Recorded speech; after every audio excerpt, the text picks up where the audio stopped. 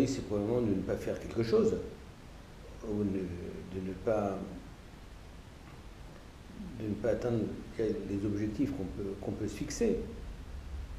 Et je crois que dans la vie, déjà, il y a le hasard, l'endroit où on va naître, et puis ensuite, en fonction de ça, eh bien, c'est essayer de faire quelque chose où on est capable déjà de faire la différence, donc avoir la possibilité de cerner ses capacités, ses points forts, ses points faibles, et puis à partir de là, eh bien, s'engager, être ambitieux pour soi, mais être ambitieux également pour les autres. Est-ce que vous avez s'acharner pour réussir. Est-ce que vous avez un exemple vécu de ce beau risque? La vie est faite de chapitres, hein, mais probablement que dans les chapitres qui constituent ma vie, le plus gros risque, ça a été lorsque j'ai quitté un travail que je faisais en France chez PSA, où les choses se passaient plutôt bien pour moi, où d'une certaine manière j'avais mon petit avenir assuré, et que j'ai pris le risque de m'expatrier, d'aller travailler chez Ferrari, où tout le monde me disait que je ne résisterais pas 2 ans, et puis finalement où je suis resté 16 ans, et puis au bout de 16 ans, j'ai décidé de partir. Comment vous l'avez vécu, ce risque de passer le pas, de partir chez Ferrari, et qu'est-ce qui était vraiment important pour vous, voire plus grand que vous, quand vous avez été nomade et que vous avez quitté votre confort? Ça, c'était un vrai risque de chance. Non, j'ai pas quitté mon confort, dans la mesure où l'endroit où j'allais, il fallait s'engager totalement, mais tout est ensuite une question de valeur, hein. Mais c'est pour ça que j'admire beaucoup les gens qui donnent, j'admire les gens qui prennent, eux, des risques sûrement beaucoup plus importants que moi, ou qui donnent leur vie pour faire des choses qui sont souvent plus nobles. Et je pense à mon père qui était médecin généraliste. Eh bien, il était sûrement plus profond, plus généreux que moi pour faire ce qu'il a fait. C'est pour ça qu'aujourd'hui, par exemple, eh bien, j'essaye de faire des choses qui profitent avant tout aux autres, dans la mesure où aujourd'hui tout ce que je fais, je le fais bénévolement. Mais à l'époque, je le faisais pour réussir quelque chose, donc par ambition personnelle, et puis évidemment pour réussir un défi qui était l'intérêt de l'entreprise que je représentais. Vous parliez de celle de votre père. Quelle est, vous, votre contribution au monde, votre mission, votre vocation? Mais c'est déjà très prétentieux, la contribution au monde. Donc, ma contribution, c'est d'essayer de bien faire ce dans quoi je m'engage, de le faire avec loyauté, honnêteté, détermination, et également avec l'ambition d'être capable de faire une différence. Qu'est-ce qui vous donne le goût de vivre, vous? Qu'est-ce que vous reconnaissez en vous-même, par vous-même, qui vous donne le goût de vivre, Jean, tous les jours? Le goût de vivre,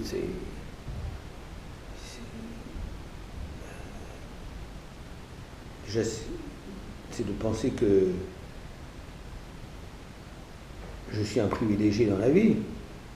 Donc à partir du moment où on est privilégié, eh bien, déjà il y a beaucoup de choses qu'on a plaisir à vivre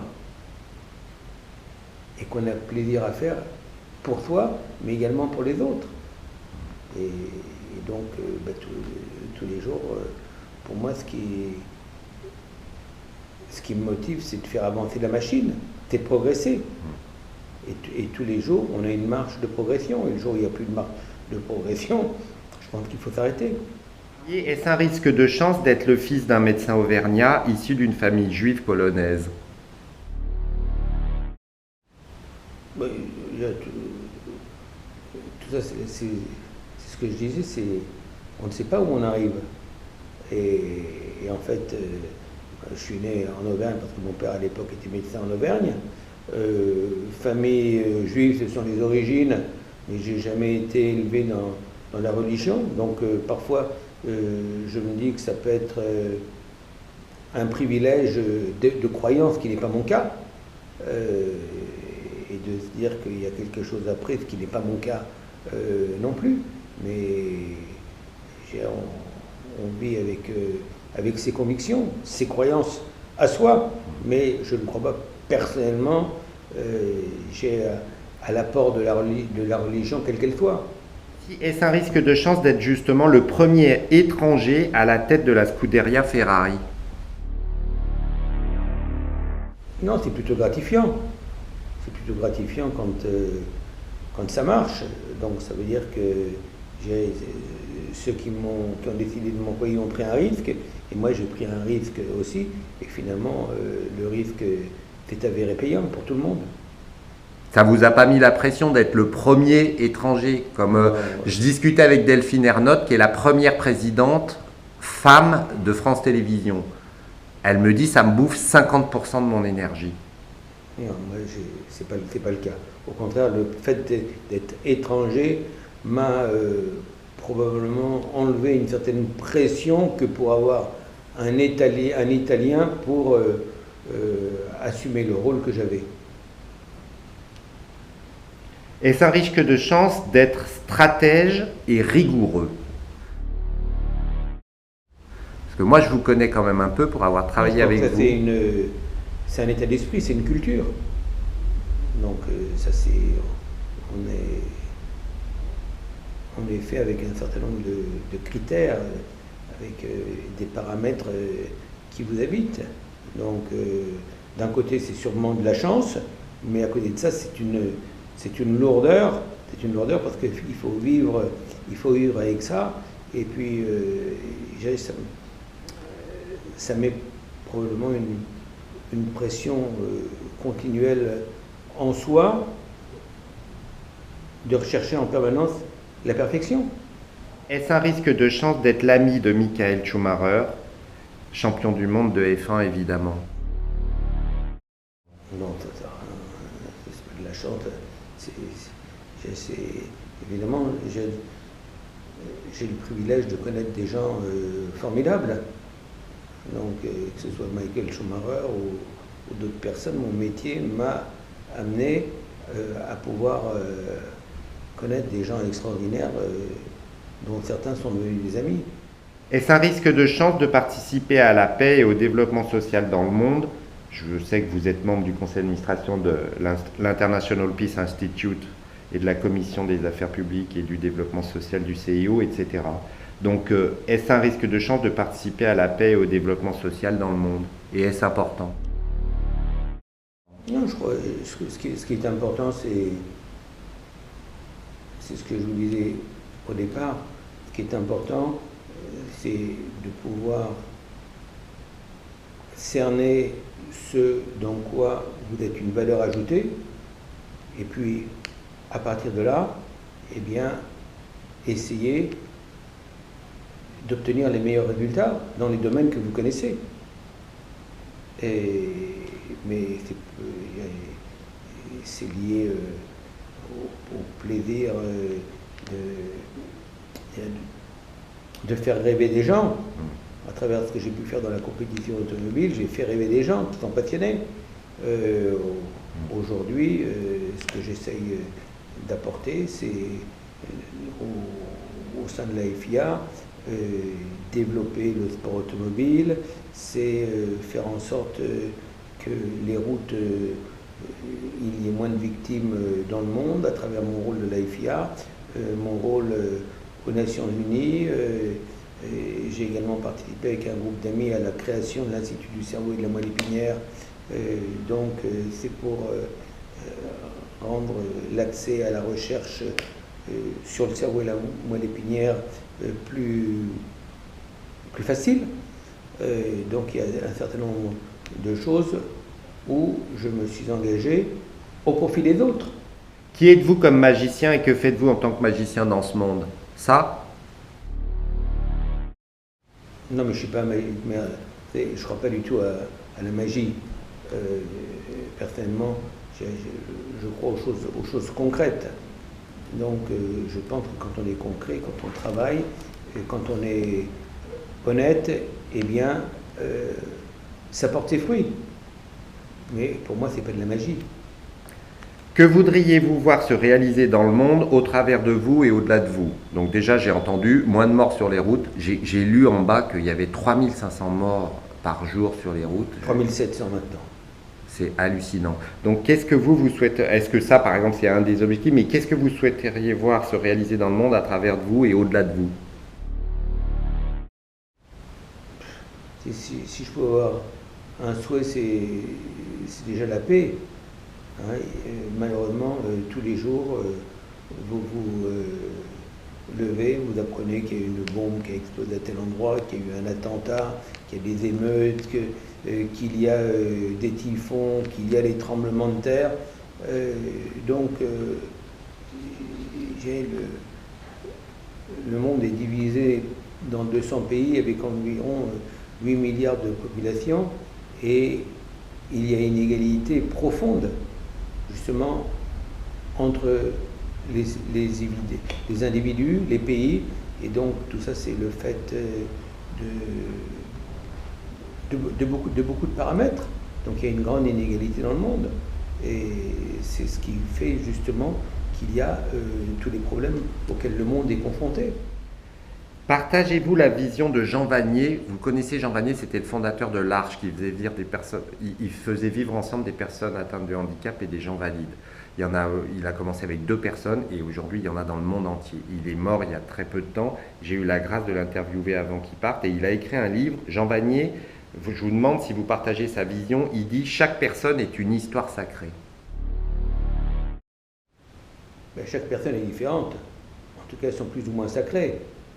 C'est justement ce qui est fascinant dans l'être humain, c'est que je disais qu'il y avait environ 8 milliards d'hommes et de femmes sur Terre, et chacun est différent. Et ça, c'est la chose la plus fascinante. Et il y a une autre chose fascinante et terrifiante, c'est le fait que la chose la moins connue au monde, c'est l'être humain. C'est l'être humain. Aujourd'hui, on n'est pas capable, c'est pour ça que j'ai voulu m'engager dans l'ICM, on n'est pas capable de soigner le cancer, on n'est pas capable de soigner le sida, la malaria, la tuberculose, le Parkinson, Alzheimer, donc tout ça, on n'est pas capable. Et c'est pour ça que pour moi, j'adore mon engagement dans la sécurité routière, parce que là, par contre, on a les remèdes pour éviter les accidents sur la route. Alors ensuite, il faut les appliquer. Mais il y a tant de maladies sur Terre, de pandémies, qu'on ne sait pas guérir aujourd'hui. Avez-vous, Jean, un défaut dont vous souffrez?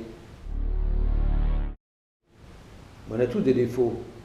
Mais le tout c'est de les reconnaître. Mais moi, ce qui a tout le temps été probablement mon moteur, et c'est quelque chose qui me fait en partie souffrir, c'est l'anxiété, l'angoisse de ne pas réussir ce qu'on a envie de faire. Donc ce qui permet néanmoins de se remettre tout le temps en question. C'est ça l'intention positive qui se cache derrière cette anxiété? Probablement. Est-ce que vous avez des mentors et quel message vous portent-ils? Non, franchement, j'ai des gens quelques personnes autour de moi que j'ai le privilège de fréquenter, qui sont des gens que j'estime, que j'admire. Donc j'ai la chance d'avoir des amis formidables, j'ai la chance d'avoir une femme formidable, un fils formidable. Donc ce sont des grands privilèges. Ce qui compte dans la vie, c'est pas la quantité, c'est la qualité. Votre vie est-elle un stage d'amour comme la mienne ici-bas, Jean? savez, moi je fais moins de philosophie que vous. Donc la vie est souvent telle qu'on se la bâtit. Et je considère que souvent dans la vie, on récolte les fruits de ce qu'on plante. Je crois beaucoup à la nature humaine aussi. Et si on plante bien, on récolte bien. Si on plante mal, eh bien, on récolte mal. C'est pour ça que même si c'est difficile, il faut essayer de tout le temps bien planter.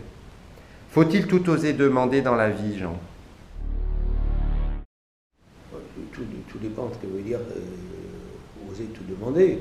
Je pense qu'il faut, en tout cas, on peut essayer de demander ce qui est réaliste, mais je crois beaucoup à la valeur des choses, donc la valeur des demandes aussi. Mais je pars du principe que moins on demande, plus on est libre. Pourquoi avez-vous accepté ma demande d'interview avec cette simplicité? C'est simplement parce que j'ai un ami qui s'appelle Bertrand Badret, et si vous avez un ami qui vous demande un service, vous lui rendez. Donc c'est quoi le plus beau risque dans la vie, en un mot, s'il vous plaît? Le plus beau risque dans la vie? Non, j'ai pas un mot pour ça. J'ai pas un mot pour ça parce que franchement, c'est pas une question qui, pour moi, veut dire grand-chose. Je pense qu'on a couvert un certain nombre de paramètres et j'ai répondu. Le mien, en tout cas, il aurait été de partager ce moment avec vous aujourd'hui. Merci du fond du cœur. Avez-vous une question? Non, moi j'aimerais bien que vous me donniez un petit retour sur ces trucs qui me rappellent des bons souvenirs. Voilà.